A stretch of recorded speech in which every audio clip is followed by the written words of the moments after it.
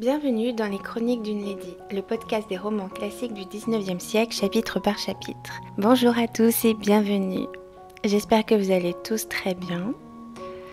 Je vous propose de vous installer confortablement avec un bon thé chaud, une couverture parce qu'il fait encore très frais dehors. Et nous sommes partis pour les 2 chapitres suivants. Rappel des chapitres précédents. Dans le chapitre 26, après 3 jours de voyage, les demoiselles d'Ashwood, accompagnées de Madame Jennings, arrivèrent dans la maison de celle-ci à Londres. À peine arrivée que Marianne écrivit un billet à l'intention de Willoughby. Marianne, dans une telle impatience, finit anxieuse et triste de ne pas avoir des nouvelles alors que d'autres personnes sont venues leur rendre visite. Dans le chapitre 27, la semaine qui suivit, le colonel Brandon passa boire le thé avec les demoiselles d'Ashwood tous les jours. À la fin de la semaine, en rentrant d'une promenade, Marianne trouva une carte de Willoughby sur la table. Marianne fut très heureuse et attendit patiemment son cher amour. Quelques jours plus tard, elle reçut une invitation d'un petit bal de Lady et John Middleton, mais Willoughby demeura absent. Le lendemain, le colonel Brandon s'entretiendra avec Elinor concernant la situation amoureuse de Marianne, car il espère secrètement l'épouser. Raison et sentiment, chapitre 28. 3 ou 4 jours s'écoulèrent sans qu'Elinor eût à regretter d'avoir averti sa mère. Willoughby ne vint ni n'écrivit. L'inquiétude de Marianne se calma peu à peu et fut remplacée par un abattement, un découragement complet. Elle restait des heures assise, à la même place, presque sans mouvement, ne faisant plus nulle attention aux coups de marteau, ni à ceux qui entraient, ni à ce qu'on disait autour d'elle. Sans dire oui ou non, elle obéissait machinalement à sa sœur. Sur la fin de la semaine, elles étaient engagées dans une grande assemblée où Lady Middleton devait les conduire. Madame Palmer, très avancée dans sa grossesse, était indisposée et sa mère restait auprès d'elle. Elle avait prié ses jeunes amies de ne pas manquer à cet engagement. Après avoir eu assez de peine à s'approcher de la maison où se tenait l'assemblée, à cause de la foule des équipages qui obstruaient la rue, elles firent leur entrée dans un salon splendide, très illuminé et si rempli de monde qu'on pouvait à peine respirer et que la chaleur était insupportable. Lady Middleton les amena auprès de la dame qui les avait invitées. Lady Middleton s'assit pour faire une partie de casino qui était son jeu favori. Les demoiselles d'Ashwood préféraient ne pas jouer et s'installèrent à peu de distance de la table de jeu. Marianne retombait dans ses sombres rêveries. Elinor s'amusait à regarder cette quantité d'individus qui se rassemblaient avec l'espoir du plaisir et qui, plus ou moins, avaient tous l'air ennuyés et fatigués. Un peu plus loin, elle rencontra le regard d'un homme. C'était Willoughby, debout devant une jeune personne mise dans toute la recherche de la mode et avec qui il tenait une conversation très animée. Dans un mouvement, ses yeux rencontrèrent ceux d'Elinor. Il la salua, mais sans faire un pas pour se rapprocher d'elle et de Marianne, qui voyait aussi très bien. Il continua à parler à la jeune dame. Involontairement, Elinor se tourna vers sa sœur pour la prévenir, si elle ne l'avait pas encore vue, de peur qu'elle ne se donnât en spectacle. Mais c'était trop tard. Elle venait de l'apercevoir. Toute sa physionomie exprimait un bonheur qui tenait presque du délire. C'est lui. Elle se serait levée pour courir à lui si sa sœur ne l'eût retenu. « Je vous en prie, dit Elinor à voix basse. Soyez plus calme, ne trahissez pas ainsi vos sentiments devant tout le monde. Est-ce à vous, Marianne, à faire le premier pas? Laissez-le venir, peut-être ne vous a-t-il pas encore vu. Pour l'amour de moi, Marianne, reprit-elle. Demeurez assis si vous m'aimez, je vous en demande cette preuve. Enfin, Willoughby, après les avoir regardées encore toutes deux, s'approcha lentement. Il eut un faible sourire. Il s'avança et s'adressa plutôt à Elinor qu'à Marianne sans regarder cette dernière. Il cherchait visiblement à éviter son regard. Il s'informa de Madame d'Ashwood, de Mademoiselle Margaret, demanda s'il y avait longtemps qu'elles étaient en ville. Elinor était incapable de prononcer une parole et s'attendait à ce que Marianne tombât sans connaissance. Enfin Marianne s'écria. « Mon Dieu, Willoughby, est-ce bien vous? Que vous ai-je fait? N'avez-vous pas reçu ma lettre? Ne voulez-vous pas me regarder, me parler? N'avez-vous rien à me dire ?» Willoughby changea plusieurs fois de couleur et parut très mal à l'aise. « J'ai eu l'honneur, mesdames, de me présenter chez vous jeudi passé. J'ai beaucoup regretté de n'avoir pas eu le bonheur de vous trouver non plus que Madame Jennings. Vous avez dû trouver ma carte. »« Mais n'avez-vous pas reçu mes billets ?» s'écria Marianne. « Il y a entre nous quelque erreur, j'en suis sûre, quelque terrible erreur. Quelle peut être la cause de cette inconcevable froideur ?»« Pour l'amour du ciel, parlez plus bas, dit Elinor. Ou plutôt taisez-vous, ce n'est pas le moment. »« Oui, mademoiselle. J'ai eu le plaisir de recevoir la nouvelle de votre arrivée à Londres avec bien de la reconnaissance, dit Willoughby. Il les salua tous deux assez légèrement et il alla rejoindre sa compagne. Marianne, qui s'était levée pour lui parler, fut obligée de se rasseoir, si pâle, si tremblante, qu'Elinor s'attendait à chaque instant à la voir s'évanouir. « Allez auprès de lui, chère Elinor, dit Marianne, dès qu'elle put articuler un mot. Je ne puis me soutenir. Mais vous qui êtes si bonne, allez exiger de lui de venir me parler, me dire un seul mot, un seul. C'est impossible, chère Marianne, dit Elinor. Tout à fait impossible, il n'est pas seul. Quelques heures de patience, attendez seulement à demain. Après quelques minutes, elle vit Willoughby sortir de la pièce et elle le dit à Marianne. Jusqu'alors, l'excès de son agitation, le désir et l'espoir de lui parler avaient retenu ses pleurs. Mais lorsqu'elle sut qu'il avait quitté la salle, Marianne sentit qu'elle allait ou se trouver mal ou fondre en larmes. Elle supplia sa sœur d'aller prier Lady Middleton de la ramener. Elle ne pouvait pas, elle, rester 1 heure de plus. Elinor prit pour prétexte que la chaleur avait incommodé Marianne, et Lady Middleton quitta son jeu sur le champ et rentrèrent à la maison. Alors arrivée à la maison, Elinor apprit avec plaisir que Madame Jennings n'était pas encore rentrée. Elle se hâta de conduire Marianne dans leur chambre.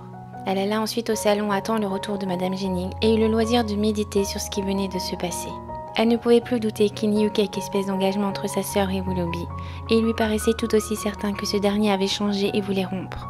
Sa conduite ne pouvait avoir pour excuse aucune erreur, aucun malentendu, puisqu'il avouait avoir reçu ses lettres. Seul un changement total dans ses sentiments ou dans ses intentions pouvait l'expliquer. Elle se rappelait cet air de franchise et de bonté qui, dans le premier moment, les avait toutes captivées. Elle voyait encore ses regards pleins d'amour fixés sur Marianne et ses paroles, si tendres, si pleines d'un sentiment honnête, vrai, délicat, lorsqu'il conjurait Madame Dashwood de ne rien changer à la chaumière. Non, Willoughby ne pouvait pas les avoir trompés. Il aimait passionnément Marianne, elle n'avait là-dessus aucun doute. Mais l'absence avait pu affaiblir cet amour. Peut-être était-il forcé d'agir comme il le faisait par quelques circonstances impérieuses. Mais pour le moment, Marianne n'en était pas moins très malheureuse. Elinor mettait en comparaison sa propre situation. Elle était aussi séparée pour toujours d'Édouard, mais elle pouvait encore l'estimer entièrement. Elle pouvait au moins se croire encore aimée tendrement comme une amie. Une immédiate et complète rupture avec Willoughby devait avoir lieu, et comment la supporterait-elle? Lorsqu'elle rentra dans leur appartement, Marianne était assoupie ou feignait de l'être. Le lendemain, Elinor trouva Marianne levée, à moitié habillée, à genoux dans l'embrasure de la fenêtre, pour avoir plus de clarté, et devant un siège sur lequel elle écrivait aussi vite qu'un déluge de larmes qui coulait sur son papier pouvait le lui permettre. Chère Marianne, combien je m'afflige de vous voir dans cet état. Le temps du mystère est passé. Ne voulez-vous pas me confier? Non, Elinor. Ne me demandez rien en ce moment. Bientôt vous saurez tout. Lorsque Marianne eut fini sa lettre, elle sonna pour qu'une femme de chambre vînt allumer le feu. Pendant ce temps, elle acheva de s'habiller, cacheter sa lettre et la lui remit pour l'envoyer à l'instant à son adresse. Elinor fit tout ce qui dépendait d'elle pour la tranquilliser, la calmer. Marianne ouvrit la fenêtre, resta quelque temps, sortit de la chambre, rentra, ressortit encore. Elle était dans une agitation qui ne lui permettait pas de rester en place. Mais ce mouvement parut la calmer assez pour pouvoir descendre avec Elinor lorsqu'on vint les avertir que le déjeuner était servi.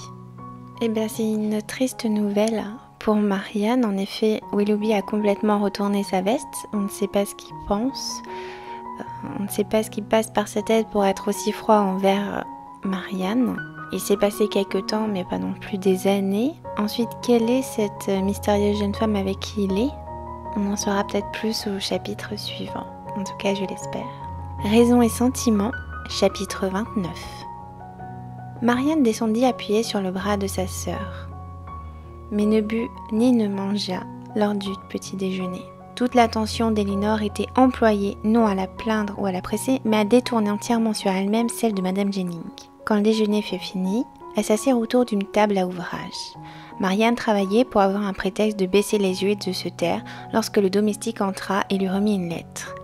Elle s'en saisit vivement, regarda l'adresse, devint pâle comme la mort et se hâta de sortir de la pièce. « En vérité, ma chère Elinor, répond Madame Jennings, la pauvre enfant se meurt d'amour. J'espère qu'on ne la fera pas attendre trop longtemps, car il est vraiment triste de la voir ainsi rêveuse, mélancolique, si abattue. J'aime beaucoup les jeunes gens bien amoureux quand le mariage doit suivre, et serait le bienvenu. Êtes-vous donc réellement persuadée, madame, lui dit Elinor, que ma sœur est engagée avec monsieur Willoughby? J'ai toujours cru que vous plaisantiez. Fi donc, mademoiselle Dashwood, dit en riant Madame Jennings. J'aime l'amour. Moi, dans le cœur des jeunes gens, c'est de leur âge, mais j'aurais bien voulu voir que Sir John et Madame Palmer eussent affiché ainsi. Comment pouvez-vous parler ainsi? Est-ce que nous n'avons pas tous vu que leur mariage était arrêté et N'avons-nous pas été témoins de la naissance de leur passion au premier moment où ils se sont rencontrés et de ses progrès? Ne les ai-je pas vus à Barton tous les jours ensemble? N'ai-je pas vu le consentement de Madame Dashwood qui traitait déjà Willoughby comme un fils? Allons, allons, vous ne me ferez pas croire qu'elle se fût conduite ainsi si elle n'avait pas été sûre de son fait. Et quand je demandais à votre maman de vous emmener avec moi, c'est précisément, me dit-elle, ce que je désirais le plus au monde. Que mes filles apprissent à connaître le genre de vie de Londres avant leur mariage qui ne peut tarder. Et le jour du départ, elle me dit « Je vous recommande, ma chère Marianne. Elinor est assez prudente pour que je n'en sois pas en peine, mais je vous prie, Madame Jennings, d'aider Marianne dans ses emplettes. Je veux qu'elle s'achète ce qui lui sera nécessaire. Et j'y pourvoirai, mais non tout ce qui lui passera par la tête. » N'est-elle pas clair qu'elle entendait les emplettes de noces? Et à présent, vous allez me nier qu'il soit question de mariage, parce que vous êtes mystérieuse pour vous-même. Vous croyez que personne n'a ni yeux ni d'oreilles, mais quant à moi, j'en suis si sûre que je l'ai dit à tout le monde, et Charlotte en a parlé comme moi. En vérité, madame, dit Elinor sérieusement, vous êtes dans l'erreur. Vous avez mal fait de répandre une nouvelle dont vous n'aviez point l'assurance. Vous en conviendrez vous-même, quoique vous ne vouliez pas me croire à présent. Madame Jennings rit encore. Elinor n'était pas d'humeur de plaisanter, et très impatiente d'ailleurs de savoir ce que Willoughby avait écrit, elle se tut et sortit. En ouvrant la porte de la chambre de Marianne, elle la vit couchée à demi sur son lit, anéantie par la douleur, tenant une lettre ouverte et 2 ou 3 autres autour d'elle. Après quelque temps ainsi passé, dans une affliction mutuelle, elle mit la lettre qu'elle tenait entre les mains d'Elinor. Ouvrant vivement la lettre de Willoughby, lut ce qui suit. Mademoiselle. Je suis consternée d'apprendre qu'il y a eu quelque chose hier au soir, dans ma conduite avec vous qui n'ait pas mérité votre approbation, quoiqu'il me soit impossible de découvrir en quoi j'ai eu le malheur de vous déplaire.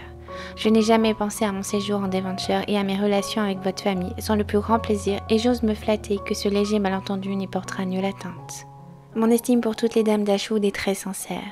Vous serez bien convaincue, mademoiselle, qu'il m'était impossible d'aller au-delà, quand vous apprendrez que depuis longtemps mes affections étaient engagées ailleurs et que dans quelques semaines ma main suivra le don de mon cœur. C'est avec un grand regret que j'obéis à vos ordres en vous rendant toutes les lettres dont vous m'avez honorée et la boucle de vos beaux cheveux que vous avez bien voulu me donner avec tant de complaisance. Je suis, mademoiselle, avec une parfaite estime, votre très humble et très obéissant serviteur, John Willoughby. Il est facile de comprendre avec quelle profonde indignation Elinor lut cette étrange lettre, écrite avec cette froideur, cette dureté, à celle dont il connaissait si bien les qualités distinguées, l'excessive sensibilité et qui blessait si cruellement.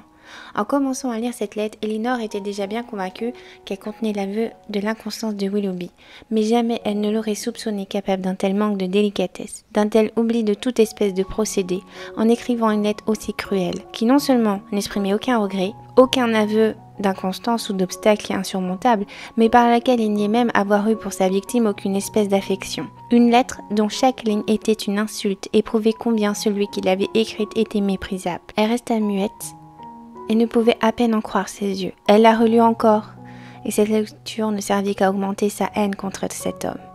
Elle regardait cependant comme un bonheur qui lui échappait à l'horreur d'être liée pour la vie à un être sans principe, sans honneur, sans délicatesse, enfin tel qu'il lui paraissait le plus faux et le plus dur des hommes, mais ce n'était pas le moment de le faire sentir à Marianne. Elle oublia quelques instants les peines de sa sœur pour s'occuper des siennes. Les sanglots de Marianne avaient cessé, mais elle avait encore la tête dans les coussins, et elle était toujours incapable de parler et d'entendre. Elinor, perdue dans ses réflexions, revient d'elle quand elle entendit rouler un carrosse devant la porte. Elle regardait à la fenêtre pour savoir qui pouvait venir de si bonne heure, et c'était la voiture de Madame Jennings avec qui elle devait sortir. Décidée à ne pas quitter Marianne, quoique sans espoir de la soulager, elle courut s'excuser auprès de leur bonne hôtesse en lui disant que sa sœur était indisposée. La voix de Marianne s'éteignit de nouveau dans les sanglots et les larmes. Elinor ne pouvait presque plus supporter de la voir dans cet état. « Tâchez de vous calmer, chère Marianne, lui dit-elle. S'il ne voulait pas vous tuer vous-même et tous ceux qui vous aiment, pensez à votre mère, pensez combien vos souffrances l'affligeraient. Pour elle, vous trouverez des forces dans votre cœur. Oh, combien il est facile à ceux qui n'ont aucune peine personnelle de parler d'effort et de courage. Heureuse, 1000 fois heureuse, Elinor. Vous ne pouvez avoir aucune idée de ce que je souffre, répond Marianne. Vous me croyez heureuse, Marianne? Ah, si vous saviez. Non, non, s'écria Marianne. Édouard vous aime, vous serez à lui pour la vie, le malheur ne peut vous atteindre. Le malheur, chère Marianne, va presque toujours avec la vie, et je ne puis avoir aucun plaisir tant que je vous verrai dans cet état. Pensez, Marianne, que vous auriez souffert 1000 fois plus encore si vous aviez quelque chose à vous reprocher de vraiment répréhensible, si cet homme faux et cruel s'était amusé à prolonger votre erreur, à ne dévoiler son odieux caractère qu'après vous avoir entraîné dans une suite d'imprudence. Chaque jour de confiance en sa foi, en son honneur, augmentait le danger et aurait rendu le coup le plus cruel, lorsqu'il aurait enfin comme aujourd'hui rompu ses engagements et trahi ses serments et sa foi. Ses serments et ses engagements, dit Marianne. Que voulez-vous dire, Elinor? Il ne m'a point fait de serment. Il n'y avait nul engagement entre nous. Nul engagement? Non, non, il n'est pas aussi indigne, aussi méprisable que vous paraissez le croire. Il n'a trahi nul serment, il n'a pas manqué de foi. Mais du moins, il vous a dit qu'il vous aimait. Oui, non, jamais entièrement. Tout dans sa conduite semblait me le prouver, mais sa bouche n'a rien confirmé. C'est moi seule qui me suis trompée et jamais il ne m'a aimée. Cependant, vous lui avez écrit, vous savez par lui sans doute que vous le trouveriez à Londres. Il me dit en me quittant qu'il y serait s'il vivait encore dans les premiers jours de janvier. Ah, pouvais-je croire, pouvais-je penser que celui qui supposait que la douleur de se séparer de moi pouvait le faire mourir ne m'avait jamais aimé. Il me dit qu'il ne m'écrirait pas dans la crainte que Sir John ne vît ses lettres, mais il me donna son adresse. Je n'ai pas osé lui écrire de la Chaumière puisque nos lettres partaient du parc, mais je lui écrivis d'ici à l'instant de mon arrivée. Oh Elinor, pouvais-je faire autrement? Les voilà, mes lettres méprisées. Elle cacha encore son visage sur le coussin. Elinor prit les 3 lettres et lut ce qui suit. La première lettre date de janvier. Comme vous allez être surpris, mon cher Willoughby. Ah, laissez-moi me flatter que ce n'est pas seulement de la surprise que vous éprouverez en apprenant que je suis à Londres. Croyez qu'à Londres comme à la Chaumière, vous trouverez toujours une fidèle et tendre amie, Marianne. Son second billet avait été écrit le lendemain du petit bal des Middleton. Je ne puis vous exprimer mon chagrin de vous avoir manqué avant-hier lorsque j'ai trouvé votre carte au retour d'une promenade. Mais enfin, vous êtes en ville et vous savez où je suis. Pourquoi n'ai-je pas reçu un seul mot de vous en réponse au billet que je vous ai écrit il y a 8 jours au moment de mon arrivée? Et ce même espoir, toujours trompé, m'avait engagé d'aller hier chez Lady Middleton où nous eûmes un petit bal. On m'assure que vous y étiez invité, mais je ne peux le croire puisque vous n'y êtes pas venu. Il faudrait que vous fussiez étrangement changé depuis notre séparation. Si vous refusiez volontairement l'occasion de revoir vos amis de la Chaumière, mais je ne veux pas même le supposer, et j'espère que je recevrai bientôt de votre bouche l'assurance que vous êtes toujours le même pour votre Marianne Dashwood. Et enfin la troisième, qui datait du matin même. Que dois-je penser, Willoughby? À quoi dois-je attribuer votre étrange conduite d'hier au soir? Je vous en demande encore l'explication. J'étais préparée à vous revoir avec tant de plaisir, après une absence qui m'avait paru si longue, à vous retrouver tel que vous étiez au moment de notre séparation, aimable, tendre, affectionné, enfin ce que vous étiez à Barton du matin au soir, et ce que vous n'êtes plus à Londres. Quelques semaines peuvent-elles avoir changé à ce point vos sentiments? Qu'est-il arrivé? Que vous ai-je fait? Moi qui n'ai cessé de penser à vous, de hâter par mes vœux le moment de vous revoir, ce moment qui devait être si doux et que vous avez su rendre si cruel. Comment puis-je expliquer autrement votre inconcevable froideur? Dites-moi ce que c'est avec cette franchise dont vous faites profession et que j'aimais tant à trouver en vous. Dites-le moi et j'aurai la satisfaction inexprimable de vous rassurer sur tous les points. Je désire bien vivement que vous puissiez vous justifier, mais ce que je demande, c'est la vérité. Si vos sentiments ne sont plus ce qu'ils étaient, renvoyez-moi simplement mes billets et la boucle de cheveux que vous avez emportés. Je vous comprendrai. Et à Willoughby, il est impossible que vous ne vouliez plus être l'ami de Marianne Dashwood. Et voici la fin du chapitre 29, qui est assez touchant, parce qu'en fait, nous apprenons que Marianne et Willoughby n'étaient pas engagés, il n'y avait nul engagement entre eux. Elle parle dans des termes où il y a une très grande, même une très profonde amitié. Par contre, le billet que lui a envoyé Willoughby en réponse, c'est vraiment cruel, il est vraiment extrêmement froid. Et en plus, il lui apprend qu'il est déjà engagé avec une autre femme et qu'il va bientôt l'épouser. Alors qu'apparemment, toute la famille Dashwood, Sir John, Milady, Madame Jenny, tous pensaient qu'ils allaient finir ensemble. Donc il a joué un sacré jeu, même s'il n'était pas engagé avec Marianne, il pouvait lui dire qu'il était déjà engagé avec quelqu'un d'autre depuis longtemps. Donc on comprend mieux son comportement, du coup à la soirée, quand elle a rencontré qu'il était extrêmement froid et qu'il faisait comme si c'était simplement une connaissance. Et qu'il osait même pas regarder Marianne dans les yeux et encore moins lui parler. Et donc elle lui demande dans ses lettres de lui retourner toutes ses lettres, sa boucle de cheveux s'il n'a plus aucun sentiment pour elle, et en fait c'est ce qu'il fait. Et je pense qu'elle ne s'attendait pas à que ça soit aussi rapide et qu'il ferait tout pour la récupérer. Je vous remercie de m'avoir écouté pour ces chapitres assez tristes. J'espère que ça ira mieux et qu'on en apprendra davantage pourquoi c'est ce retournement de situation de Willoughby, quel est son vrai caractère. Je vous remercie de m'avoir écouté, je vous dis à très vite pour de nouvelles aventures et je vous souhaite une très belle semaine. À bientôt!